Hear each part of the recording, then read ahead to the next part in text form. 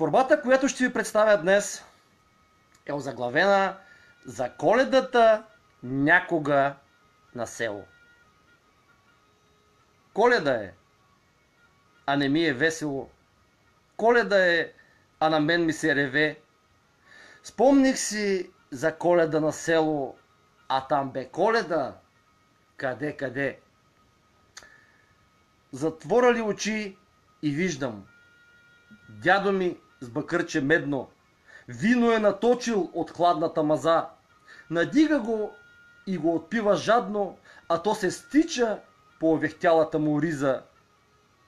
И баба ми е там и го гълчи, че ризата окапа, не внимава, а той сопва и се, не мълчи и устните си бърше в ръкава.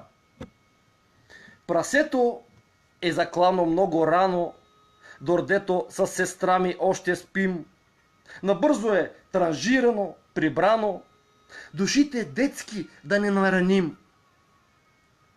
Баба ми опекла е комачки, не чакаме покана, а ядем, а тя доволна хвърля в печката събрани съчки. За душата й, внуците й сме мехлем. И село тръгнали са коледари, от къща в къща всеки ги желай. Облечени в носии стари, изпълняват древен обичай.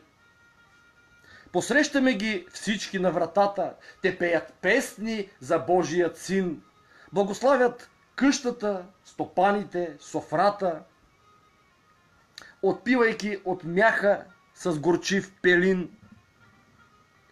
Баба с лакомства пълни им турбата, дядо вади си портфейла и подава им петак.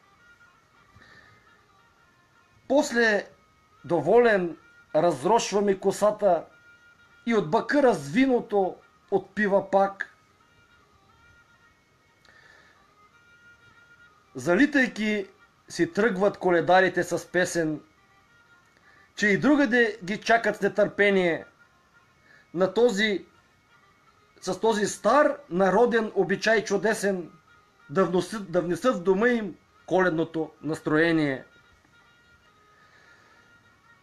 В този спомен днес се натъжих.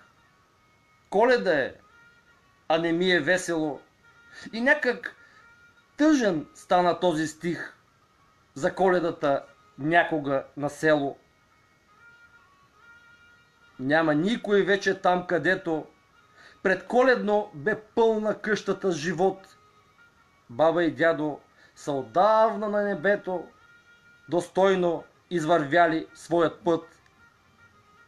Мъчно ми е, чак ми се доплака. За мили хора отишле в небитието.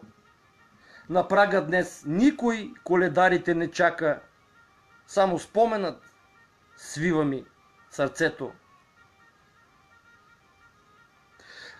Днес Коледа е с чорапи по делхите. Пиратки тряскат дечурлигата навън, а вместо коледните песни за душите, маскиран старец пее джингъл белс в мола Вълхопън. Да, Коледа е, а не ми е весело. Коледа е, а на мен ми се реве. Спомних си за Коледа на село, а там бе Коледа, къде.